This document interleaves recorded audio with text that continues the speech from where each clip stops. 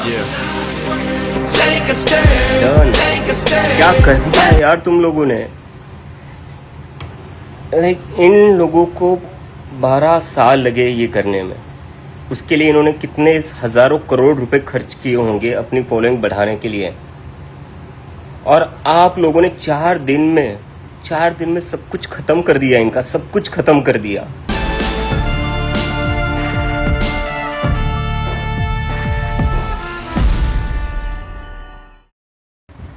गजब हो गया। आप नौकरी ढूंढ रहे हैं, कॉम्पिटिटिव एग्जाम की तैयारी कर रहे हैं, सोशल मीडिया पर सिस्टम को लेकर गुस्सा निकाल रहे हैं, और अचानक कोई कहे अगर आप बेरोजगार हैं, थोड़ा आलसी हैं और प्रोफेशनल तरीके से शिकायत कर सकते हैं तो राजनीति ज्वाइन कर लीजिए क्योंकि आप उसके लिए योग्य हैं। सुनने में मजाक ही लगेगा, लेकिन भारत में अब एक ऐसी पार्टी चर्चा में है जिसका नाम है कॉकरोच जनता पार्टी।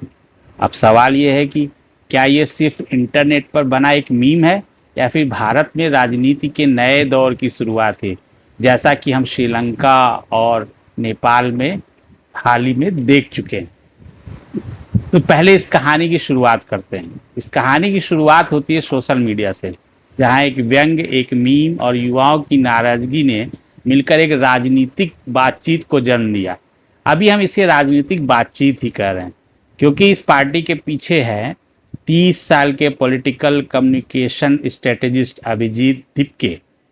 अभिजीत का सफ़र पारंपरिक राजनीति से नहीं है, इसीलिए हम ये बात कह रहे हैं, बल्कि उन्होंने डिजिटल मीडिया से शुरुआत की है। उन्होंने पुणे में जर्नलिज्म की पढ़ाई की, फिर अमेरिका के बोस्टन यूनिवर्सिटी से पब्लिक रिलेशन में मास्टर्स किया, जहां उन्होंने सीखा कि डिजिटल प्लेटफॉर्म लोगों की सोच और राजनीति को कैसे प्रभावित करते हैं।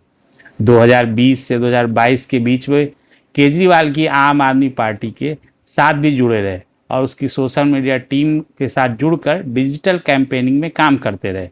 लेकिन बाद में उन्होंने एक अलग प्रयोग करने का फैसला किया और यही जन्म हुआ कॉकरोच जनता पार्टी।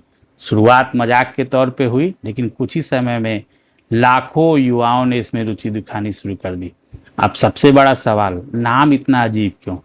असल में इसकी प्रेरणा भी एक विवादित टिप्पणी से जुड़ी बताई जाती है, जहां बेरोजगार युवकों को लेकर कॉकरोच शब्द चर्चा में आया। सोशल मीडिया पर इस शब्द को लेकर बहस छिड़ी, लेकिन यही कहानी पलट गई।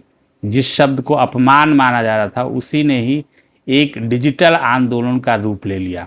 मैसेज साफ था, अगर सिस्टम हमें अदृश्य समझता है तो हम उसी पहचान को राजनीतिक आवाज़ बना देंगे, यानी अपमान का विरोध में बदल देंगे। अब जरा इसके एलिजिबिलिटी क्राइटेरिया को सुनिए। इस पार्टी को ज्वाइन करने वाले को बेरोजगार होना चाहिए, थोड़ा आलसी यानी लेजी होना चाहिए, प्रोफेशनल तरीके से शिकायत यानी रैंट पाना चाहिए। अब जाहिर है कि ये असली राजनीतिक योग्यता तो नहीं है, ये एक सटायर है, एक तरह का व्यंग है जो आज के युवा की मानसिक स्थिति को दिखाता है। एग्जाम का दबाव है उस पर, नौकरी की चिंता है और सोशल मीडिया में वो अपने सिस्टम से नाराजगी निकालता है, यानी फ्रस्ट्रेशन को मीम कल्चर में बदल देना। लेकिन क्या ये सिर्फ मजाक है? यहीं पर कहानी दिलचस्प हो जाती है, क्योंकि पार्टी सिर्फ मीम नहीं कर रही, इसका एक मैनिफेस्टो भी है और उसमें कुछ गंभीर बातें कही गई हैं, जैसे कि न्यायपालिका की पूरी स्वतंत्रता, रिटायरमेंट के बाद जजों को राजनीतिक पद न मिले, वोटर डिलीशन यानी वोटर लिस्ट से नाम हटाने की प्रक्रिया में जवाबदेही, संसद और कैबिनेट में महिलाओं को 50% आरक्षण और नेताओं के पार्टी बदलने वाली डिफेक्शन पर सख्त रोक। अब सवाल है, अगर एजेंडा गंभीर है तो क्या इसे सिर्फ इंटरनेट जोक कहकर खारिज किया जा सकता है? शायद ये भारत की राजनीति में एक नए ट्रेंड का संकेत हो, जहां आंदोलन सड़क से पहले सोशल मीडिया पर शुरू होगा, जहां मीम सिर्फ मनोरंजन नहीं राजनीतिक भाषा बनेंगे, जहां युवा गुस्सा भाषणों से नहीं ह्यूमर और सटायर से व्यक्त करेंगे। लेकिन दूसरी तरफ, क्या ये बस कुछ महीनों का वायरल ट्रेंड है जो इंटरनेट की बाकी चीज़ों की तरह गायब हो जाएगा, या फिर आने वाले समय में हम ऐसी और मीम बेस्ड पॉलिटिक्स देखेंगे? तो आप क्या सोचते हैं? कॉकरोच जनता पार्टी सिर्फ इंटरनेट का मजाक है या भारत में नई राजनीतिक भागीदारी की शुरुआत? कमेंट में अपनी राय जरूर बताइए और ऐसे ही दिलचस्प विश्लेषण के लिए चैनल को फॉलो करना मत भूलिए। उम्मीद है आपको हमारा वीडियो पसंद आया होगा। देखते रहिए इंडिया अड्डा।